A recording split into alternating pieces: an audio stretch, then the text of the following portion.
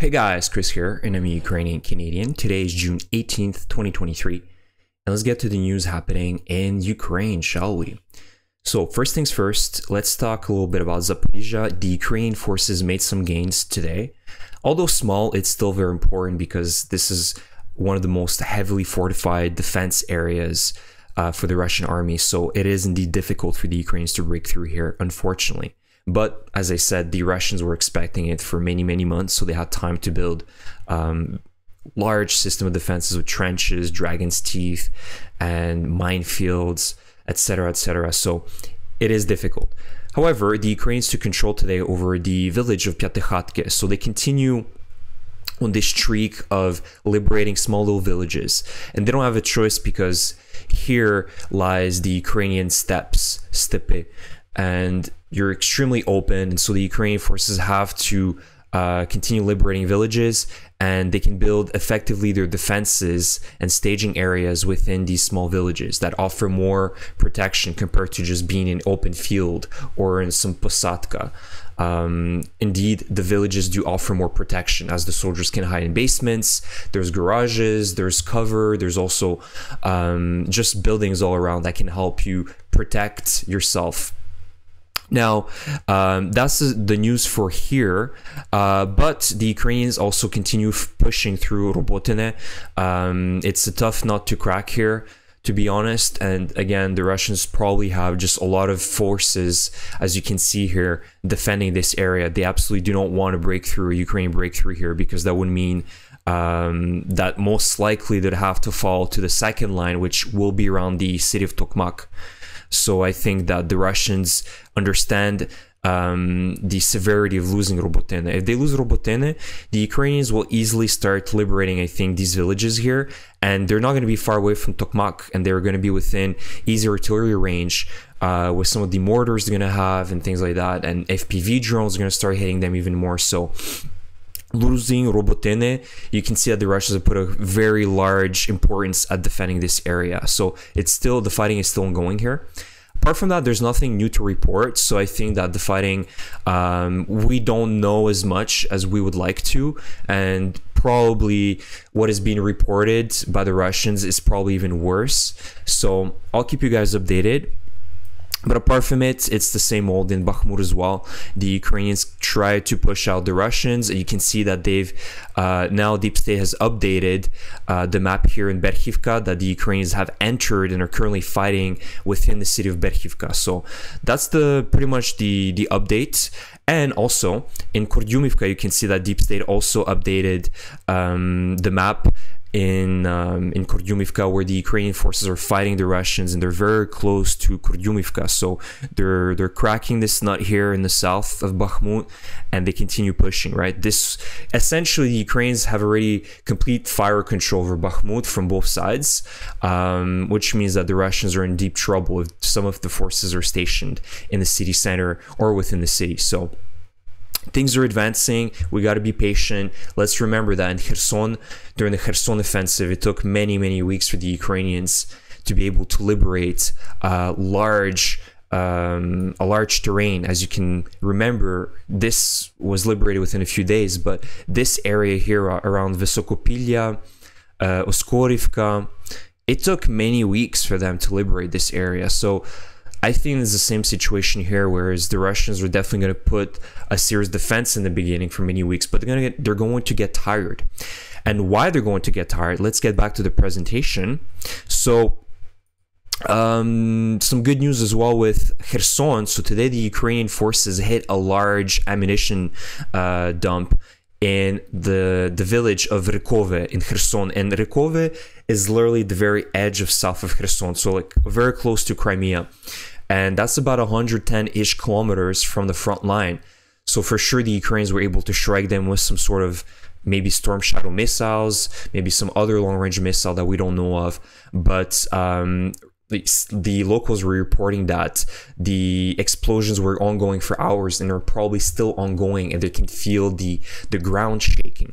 And that can only mean good news for the Ukrainians, because the Russians are going to get exhausted with the lack of ammunition, and also knowing that there's these, the blocking squads that won't allow them to retreat. They'll just want to give up very, very soon, I think. So it's definitely going to hurt the Russians.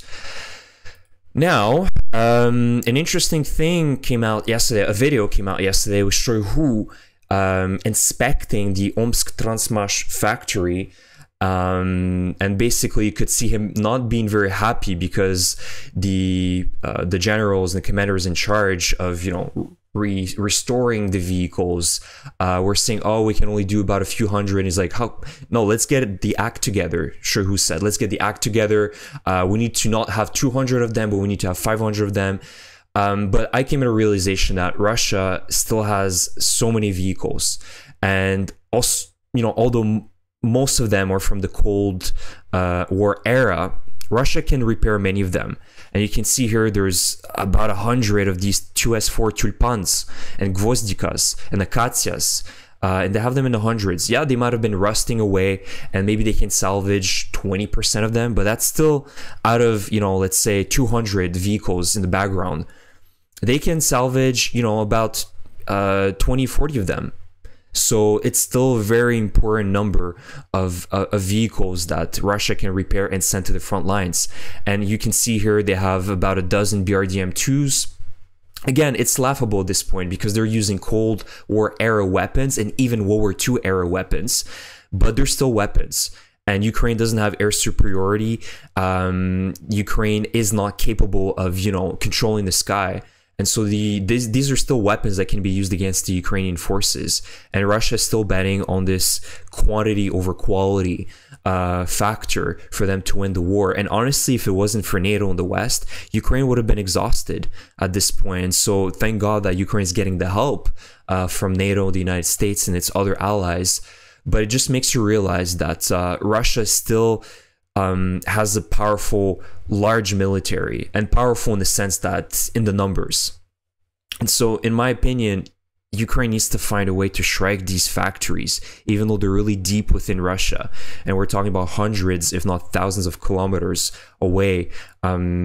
It would be key for Ukraine to find a way to hit them, to be pests, and make sure that the Russians are incapable of restoring. Because, as we've seen, the Russians will fight until the very last weapon they have.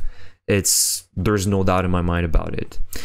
But their military tech is just getting worse and worse. We're always going back one decade, right? Now they're using BTR-60s, BRDM-2s, like it's laughable, right? This is not a modern army anymore.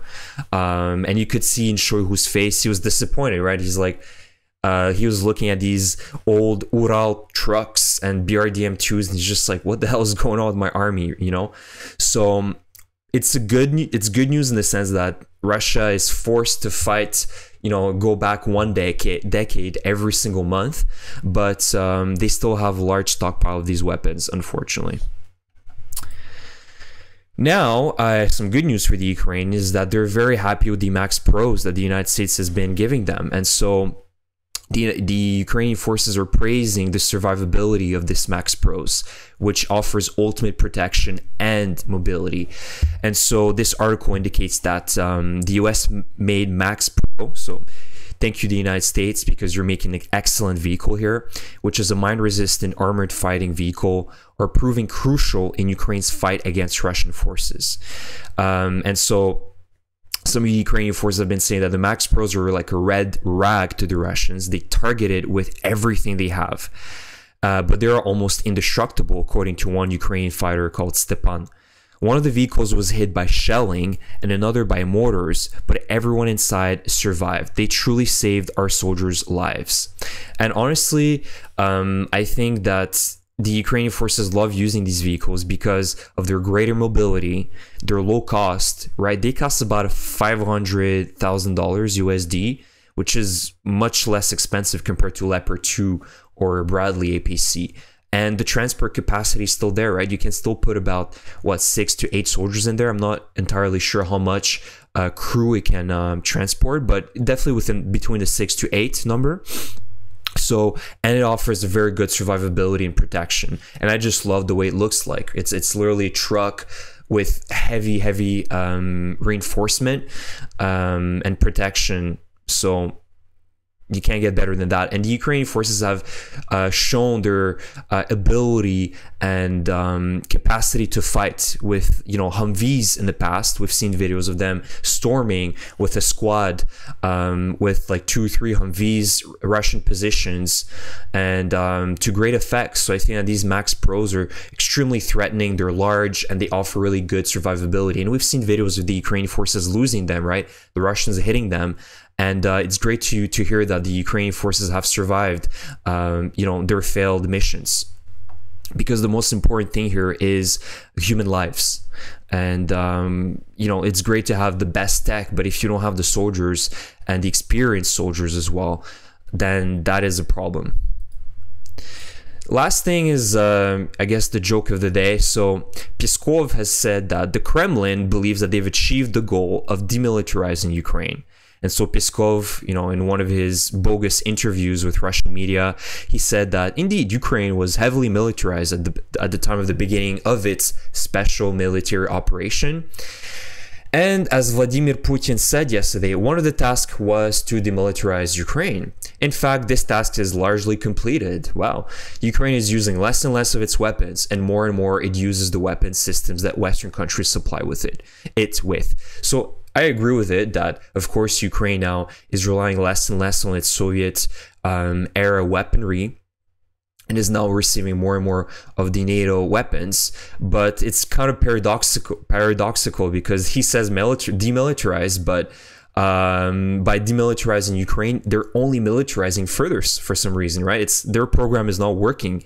And so Ukraine now has, and now it's a whole list. I could, you know, name the entire list, but just to give you an idea, it has now Challenger 2s, has Abrams tanks, or will get them eventually by September. Leopard 2s already on the front line fighting against the Russian positions. Leopard 1s will be coming. Bradleys, Javelins, Strikers, 777 guns, Patriots, Storm Shadows, CV90s will be coming, Caesars, HIMARS systems, and now the F-16s eventually going to come, and even talks about the Gripens, the Swedish Gripens that the Ukrainian air pilots are currently testing on.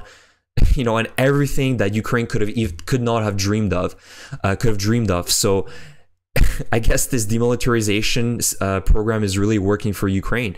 But it just tells you that it's just intended for for Russia propaganda, right? They're brainwashing its population by telling them that everything is going according to plan. They're demilitarizing Ukraine, and the Russians are swallowing it. So unfortunately, as I said, the Russians are going to continue fighting until the very last man and the very last weapon. So let's not go under the impression that as soon as Ukraine, you know, captures one key city, that's it. The Russians are going to continue fighting. So that's the video for today, guys. Let me know what you think about my comments today. Again, a huge thank you for your support. I really appreciate it. You know, we hit 20K subscribers, so I'm super grateful for your support in that. And if you enjoy my content, again, please subscribe to my channel, like my video, and I will see you guys in the next video. Take care. Bye.